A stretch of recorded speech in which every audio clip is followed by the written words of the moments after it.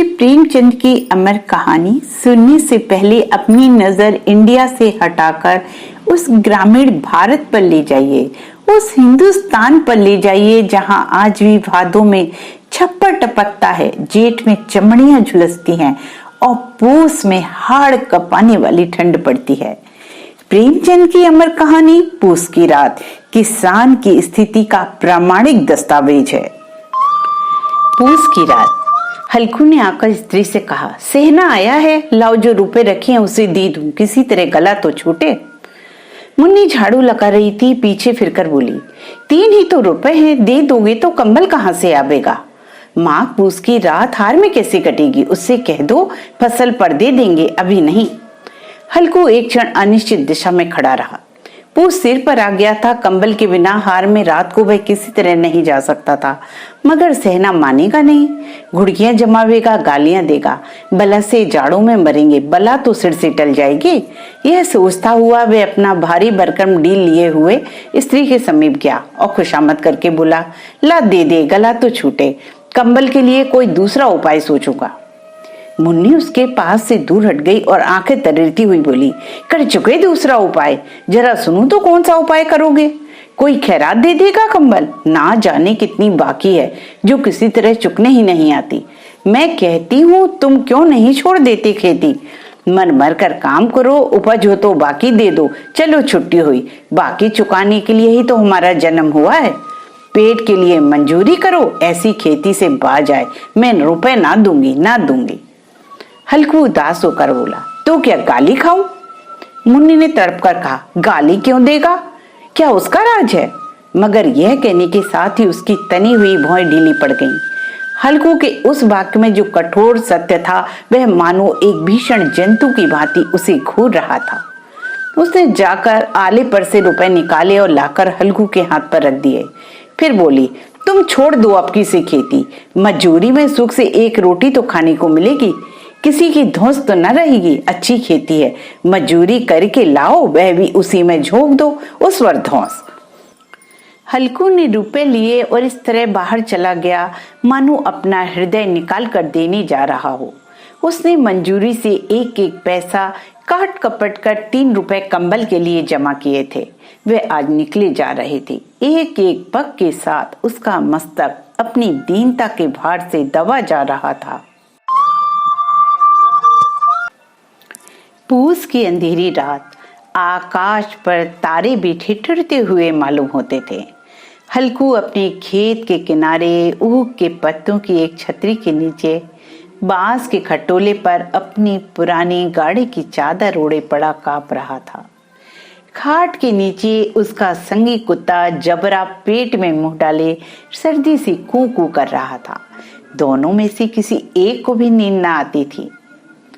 हल्कू ने घुटनियों को गर्दन में चिपकाते हुए कहा, क्यों जबरा, जाड़ा लगता है, कहता तो था घर में पुआल पर लेट रहे, तो यहाँ क्या लेने आए थे। अब खाओ ठंड, मैं क्या करूं, जानते थे मैं यहाँ हलवा पूड़ी खाने आ रहा हूँ, दौड़े दौड़े आगे आगे चल दिए, अब रो नानी के नाम को। जबरा ने पड़े पड़े दम हिलाई और अपनी कूकू को दीर्घ बनाता हुआ एक बार जमाई लेकर चुप हो गया। उसकी श्वान बुद्धि ने शायद ताड़ लिया, स्वामी को मेरी कू से नींद नहीं आ रही है। हल्कू ने हाथ निकालकर जबरा की ठंडी पीठ सहलाते हुए कहा, कल से मत आना मेरे साथ, नहीं तो ठंडे हो जाओगे। यह राण पछुआ न जाने कहां से बर्फ लिए आ रही है। पछुआ मीन्स पश्चिम से आने वाली हवाएं। उठूं फिर एक चिलम भरूं, किसी तरह रात तो कटे। 8 चिलम तो पी चुका, यह खेती का मजा है। और एक एक भगवान ऐसे पड़े हैं जिनके पास जाड़ा जाए तो गर्मी से घबरा कर भागे। मोटे मोटे गद्दे, लिहाफ, कंबल, मजाल है जाड़े का गुजर हो जाए। तकदीर की खूबी, मंजूरी हम करें, मजा दूसरे लूटें। हल्कू उठा, गड्ढे में से जरा सी आग निकालकर चिलम भरी। जबरा भी उठ बैठा। हल्कू ने चिलम पीते हुए कहा, पिएगा चिलम। जाड़ा तो क्या जाता है, जरा मन बदल जाता है। जबरा ने उसके मुंह की ओर प्रेम से छलकती हुई आंखों से देखा। हल्कू, आज और जाड़ा खा ले, कल से मैं यहाँ पुआल बिछा दूंगा, उसी में घुसकर बैठना, तब जाड़ा ना लगेगा। जबरा ने अपने पंजे उसकी घुटनियों पर रख दिए और उसके मुंह के पास अपना मुंह ले लिया। हल्कू को उसकी गर्म सांस लगी। चिलम पीकर हल्कू फिर लेटा और निश्चय करके लेटा कि चाहे कुछ भी हो जाए, अब की सो ही जाऊंगा, अब ना उठूंगा। पर एक ही क्षण में उसके हृदय में कंपन होने लगा। कभी इस करवट लेटता, कभी उस करवट, पर जाड़ा किसी पिशाच की भांति उसकी छाती को दबाए हुए था। जब किसी तरह ना रहा गया तो उसने जबरा को धीरे से उठाया और उसके सिर को थपथपाकर उसे अपनी गोद में सुला लिया। कुत्ते की देह से जाने कैसी दुर्गंध आ रही थी, पर वह उसे अपनी गोद में चिपकाए हुए ऐसे सुख का अनुभव कर रहा था जो इधर महीनों में उसे ना मिला था। जबरा शायद यह समझ रहा था कि स्वर्ग यही है और हल्कू की पवित्र आत्मा में तो उस कुत्ते के प्रति घृणा की गंध तक ना थी। अपने किसी अभिन्न मित्र भाई को भी वह इतनी ही तत्परता से गले लगाता। वह अपनी दीनता से आहत ना था जिसने आज उसे इस दशा को पहुंचा दिया था। नहीं, इस अनोखी मैत्री ने जैसे कि उसकी आत्मा के सब द्वार खोल दिए थे और उनका एक एक अणु प्रकाश से चमक रहा था। सहसा जबरा ने किसी जानवर की आहट पाई। इस विशेष आत्मीयता ने उसमें एक नई स्फूर्ति पैदा कर दी। जो हवा की ठंडी झोंकों को तुच्छ समझती थी, वह झपट कर उठा और छपरी से बाहर आकर फूंकने लगा। हल्कू ने उसे कई बार चुमकार कर बुलाया, पर वह उसके पास न आया। हार में चारों तरफ दौड़ दौड़ कर फूंकता रहा। एक क्षण के लिए भी आ जाता तो तुरंत ही फिर दौड़ता। कर्तव्य उसके हृदय में अरवान की भांति ही उछल रहा था। 1 घंटा और गुजर गया। रात ने शीत को हवा से धधकाना शुरू किया। हल्कू उठ बैठा और दोनों घुटनों को छाती से मिलाकर सिरों को उसमें छिपा लिया। फिर भी ठंड कम ना हुई। ऐसा जान पड़ता था सारा रक्त जम गया है, धमनियों में रक्त की जगह हिम बह रहा है। उसने झुककर आकाश की ओर देखा। अभी कितनी रात बाकी है। सप्त ऋषि अभी आकाश में आधे भी नहीं चढ़े। ऊपर आ जाएंगे तब कहीं सपेरा होगा। अभी पहर से ऊपर रात है। हल्कू के खेत से कोई एक गोली के टप्पे पर आमों का एक बाग था। पतझड़ शुरू हो गई थी। बाग में पत्तियों का ढेर लगा हुआ था। हल्कू ने सोचा, चलकर पत्तियां बटोरूं और उन्हें जलाकर खूब तापूं। रात को कोई मुझे पत्तियां बटोरते देखे तो समझे भूत है। कौन जाने कोई जानवर ही छिपा बैठा हो। मगर अब तो बैठे नहीं रहा जाता था। उसने पास के अरहर के खेत में जाकर कई पौधे उखाड़ लिए और उनका एक झाड़ू बनाकर हाथ में सुलगता हुआ उपला लिए बगीचे की तरफ चला गया। जबरा ने उसे आते देखा तो पास आया और दुम हिलाने लगा। हल्कू ने कहा, अब तो नहीं रहा जाता जबरू, चलो खेत में पत्तियां बटोर कर तापें, ठाटे हो जाएंगे। टाठे का मतलब होता है गर्म हो जाना। तो फिर आकर सोएंगे, अभी तो बहुत रात है। जबरा ने कू करके सहमति प्रकट की और आगे आगे बगीचे की ओर चला। बगीचे में खूब अंधेरा छाया हुआ था और अंधकार में निर्दय पवन पत्तियों को कुचलता हुआ चला जाता था। वृक्षों से ओस की बूंदें टप टप नीचे टपक रही थी। एकाएक एक झोंका मेहंदी के फूलों की खुशबू लिए हुए आया। हल्कू ने कहा, कैसी अच्छी महक आ रही है जबरू, तुम्हारी नाक में भी सुगंध आ रही है। जबरा को कहीं जमीन पर एक हड्डी पड़ी मिल गई थी, उसे चिचोड़ रहा था। हल्कू ने आग जमीन पर रख दी और पत्तियां बटोरने लगा। जरा देर में पत्तियों का ढेर लग गया। हाथ ठिठुरे जाते थे, नंगे पांव गले जाते थे और वह पत्तियों का पहाड़ खड़ा कर रहा था। इसी अलाव में वो ठंड को जलाकर भस्म कर देगा। थोड़ी देर में अलाव जल उठा। उसकी लो ऊपर वाले वृक्ष की पत्तियों को छू छू कर भागने लगी। उस अस्थिर प्रकाश में बगीचे के विशाल वृक्ष ऐसे मालूम होते थे मानो उस अतः अंधकार को अपने सिरों पर संभाले हुए हों। अंधकार के उस अनंत सागर में यह प्रकाश एक नौका के समान हिलता मचलता हुआ जान पड़ता था। हल्कू अलाव के सामने बैठा आग ताप रहा था। एक क्षण में उसने दोहर उतार कर बगल में दबा ली, दोनों पांव फैलाए, मानो ठंड को ललकार रहा हो। तेरी जी में जो आए सो कर।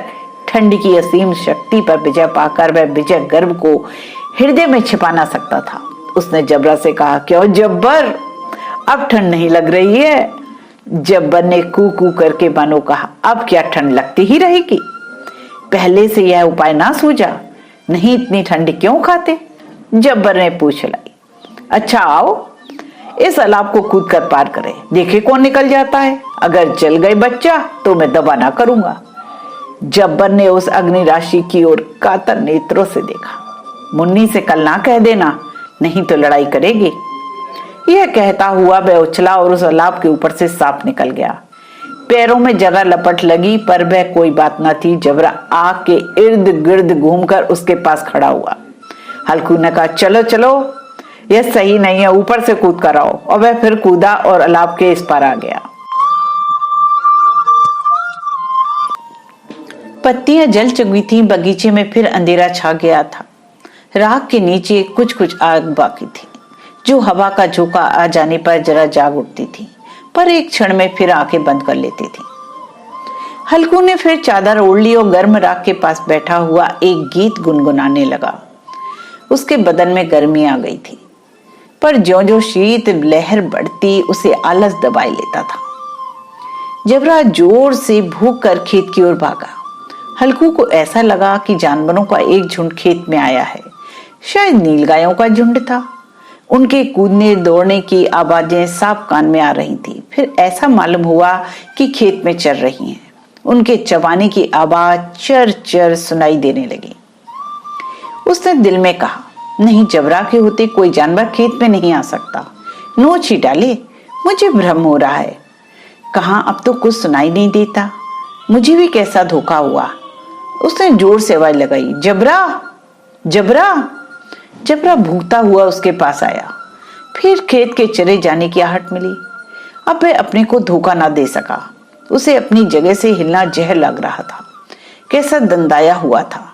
इस जाड़े पाले में खेत में जाना, जानवरों के पीछे दौड़ना असहाय जान पड़ता था। वह अपनी जगह से ना हिला। उसने जोर से आवाज लगाई, लियो, लियो, लियो। जबरा फिर भूख उठा। जानवर खेत चत रहे थे। फसल तैयार है, कैसी अच्छी खेती है, पर ये दुष्ट जानवर उसका सर्वनाश किए डालते हैं। हल्कू पक्का इरादा करके उठा और 2-3 कदम चला, पर एकाएक हवा का ऐसा ठंडा चुभने वाला बिच्छू के डंक का सा झोंका आया कि वह फिर बुझते हुए अलाव के पास आ बैठा और राख को कुरेद कर अपनी ठंडी देह को गरमाने लगा। जबरा अपना गला फाड़ डालता था। नील गायें खेत का सफाया किए डालती थी और हल्कू गर्म राख के पास शांत बैठा हुआ था। आक्रमणिता ने रस्सियों की भांति उसे चारों तरफ से जकड़ रखा था। उसी राख के पास गर्म जमीन पर वह चादर ओढ़कर सो रहा था। सवेरे जब उसकी नींद खुली तब चारों तरफ धूप फैल गई और मुन्नी कह रही थी, क्या आज सोते ही रहोगे? तुम यहाँ रम गए, उधर सारा खेत चौपट हो गया।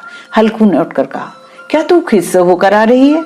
मुन्नी बोली, हाँ, सारे खेत का सत्यानाश हो गया। भला ऐसा भी कोई सोता है? तुम्हारे यहाँ मड़ैया डालने से क्या हुआ? हल्कू ने बहाना किया, मैं मरते मरते वजह तुझे अपने खेत के पड़ी है। पेट में ऐसा दर्द हुआ कि मैं ही जानता हूँ। दोनों फिर खेत के डाढ़ पर आए। देखा सारा खेत रौंदा पड़ा है और जबरा मड़ैया के नीचे चित्त लेटा है, मानो प्राण ही ना थे। दोनों खेत की दशा देख रहे थे। मुन्नी के मुख पर उदासी छाई थी, पर हल्कू प्रसन्न था।